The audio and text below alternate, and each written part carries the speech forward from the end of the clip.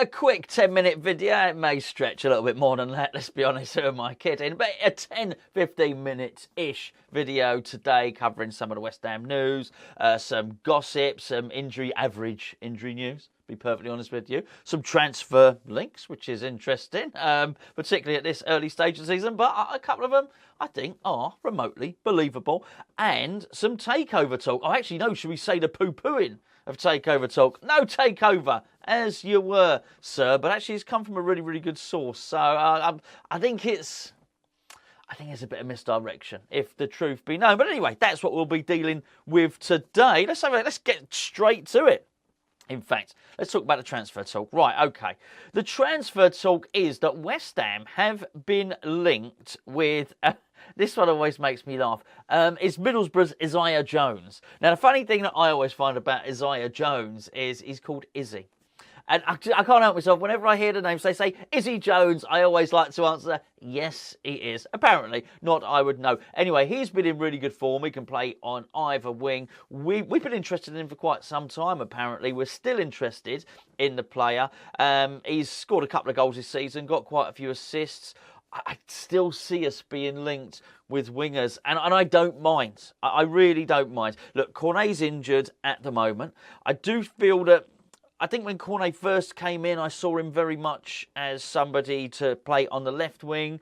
But I think sometimes Bowen's form has been a little bit patchy. And, well, even David Moyes has suggested that Cornet can play on that right wing. So I think I'd quite like somebody to put pressure on Bowen, which leaves us another one short in terms of the left wing. Ben Brahma can play there. He does play there. He's been playing really well. He's one of our best players this season. But unfortunately, as I seem to mention repeatedly, Pablo Fornals plays there quite a lot. Too much for my liking. So another winger, particularly can play on both wings, I think would be really, really good. For us, I think we need it in the squad. So, and I believe it. I believe Moyes is definitely going for one. We have been linked with, basically, we've been linked with somebody from Sassuolo. Now, I mentioned before, we keep getting linked with everybody from there, and I do think it's just because we have been, because we bought Scamacca from them, basically. So we've been linked with their midfielder, we've been linked with their fullback, and now we've been linked with their attacking midfielder. He's almost got the right name.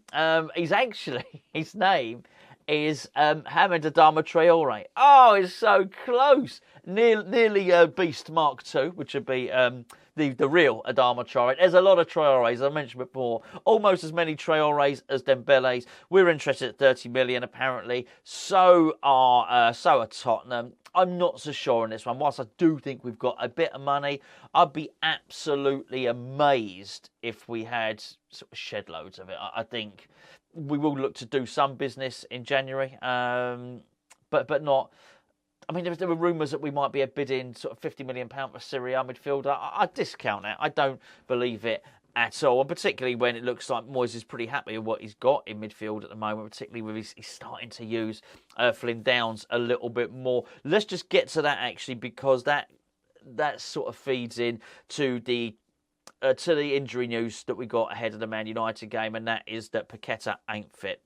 And if Paqueta ain't fit, then I think we all know what David Moyes is going to do now. It's his new favourite thing to do, which is play Flynn Downs in attacking midfield. We think that he might be deployed there. So almost not to play attacking midfielder to attack. No. We've seen it before with the defensive winger. There's the winger there to cross and attack. No, he's not. The winger is there to defend and basically give us two fullbacks. What's the attacking midfielder there to do? To attack from midfield? No. We've got a different kind of attacking midfielder.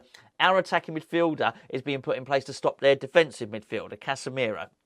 He's a bit more than that, isn't he? Let's be fair, he's quite an expansive player. But that's as we understand it. That's what's going to happen. Flynn Downs is almost going to man mark their defensive midfielder. Now, I don't want to deride it too much. I really don't. It might work. I mentioned in the preview, the Man United preview with Gio, I think at some point, David Moyes' tactics will work.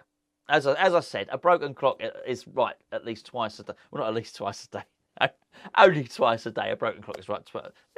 Not the 24-hour one. The 12-hour clock, a broken 12-hour clock is right twice a day.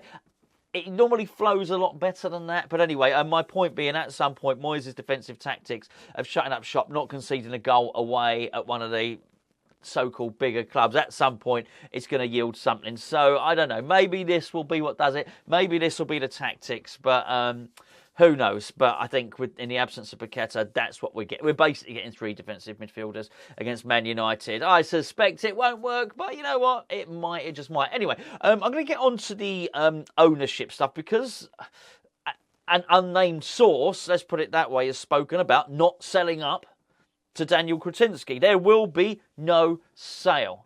I've got an opinion on it. I had an opinion on it as soon as I read it, and then I double-checked what it's all about. I'm not so sure. Before I do discuss that, this video is sponsored by the Spitch Fantasy Football app, which you can join by clicking the link below.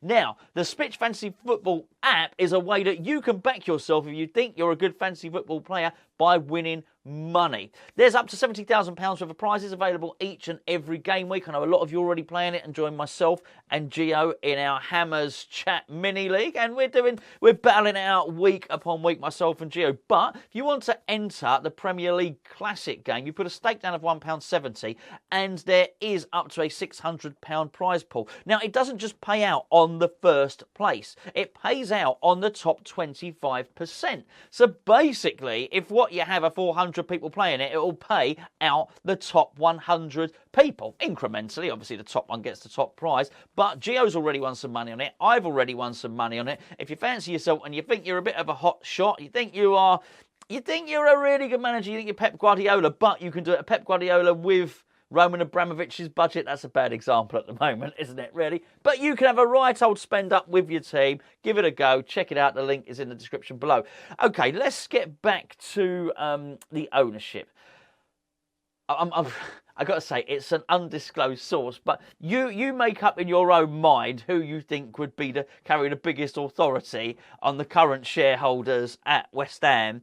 And imagine it yourself who this quote might have come from. And basically, he or she has suggested that they're not selling up at all. That actually Daniel Kretinsky's got as many shares as he's going to get.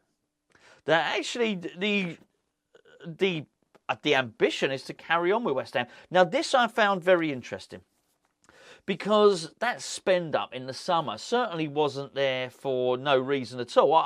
I thought the money, I wasn't sure where the money had come from. Here's what just in case I haven't spoken about it for a long time, here's what I think. I don't think it's going to Daniel Kretinsky. I don't think Daniel Kretinsky ends up owning the club outright. I think someone else buys it. I think Daniel Kretinsky's done what Daniel Kretinsky does, which is buy a small shareholding and try and make some money. I think that's what he's probably doing at West Ham. I reckon there's probably bigger fish who've got their eyes on West Ham. They buy Kretinsky out and they buy Gold and Sullivan out. That's what I suspect will happen. But anyway, so I'm not surprised that the shares are not going to be sold to Kretinsky, but I think a lot of people have put 2 and 2 together and thought, oh, Sullivan's not selling the shares to Kretinsky, that means Sullivan's staying. I'm not sure. I think they may be all going. I don't see any other reason for Trip Smith, who is basically a broker, to be in position if it's just going to transition right over to Kretinsky. Then again, Kretinsky's put some of his own board members in place. I don't know. I also don't believe that it's advantageous at all for David Sullivan or whoever else may have leaked these comments. Or anyone could have done it, let's be fair. I don't think it's advantageous for them to put it out in the public domain. Yes, we're selling. That does no one any favours. It does the club no favours. It does the buyers no favours at all. Certainly does David Sullivan no favours. You've also got to remember that actually there's not some game of bartering going on here. The share price for Daniel Kretinsky to buy the remaining shares off of Gold and Sullivan is set. So it actually doesn't matter whether we're good, bad or indifferent. That's it. So there's no value in haggling on that one. I do believe that David Sullivan is sort of addicted to the, let's call it the football manager aspect of being a Premier League owner. He likes the day-to-day workings of it, but he's doing increasingly less. I mean, he was not involved in all of the negotiations. In fact, very few of them, actually, in terms of buying players in the last transfer. I know he likes doing that. Anytime he's suggested, I've forgotten the guy's name, with the Flamengo striker. was his name Gabigol? I think that was his nickname anyway. I think he suggested him to David Moyes. David Moyes says no, don't want him. As I understand it, it was suggested that we sign Memphis Depay. David Moyes says no, don't want him. The guy that played, Danjuma, was he the guy that played at Bournemouth and then at Villarreal? I think he was suggested by David Sullivan. David Moyes said no, don't want him. Whilst David Sullivan is addicted, I think, to being a football club owner, he really likes the day-to-day running. He likes to be involved. And I just wonder if he's sort of kicking a can down the road at the moment, really, and not able to fill his time in a way that he enjoys, in a way that he likes. So in short, I don't overly read much into him suggesting that he's not selling the club to Daniel Kretinsky. It might be right, it might be wrong, but I also think he might be getting off on a technicality, and actually they all might be selling to somebody else completely differently. Anyway, I don't know. I just found it a little bit of a strange one. I also think at the moment, I believe West Ham's stock is relatively high.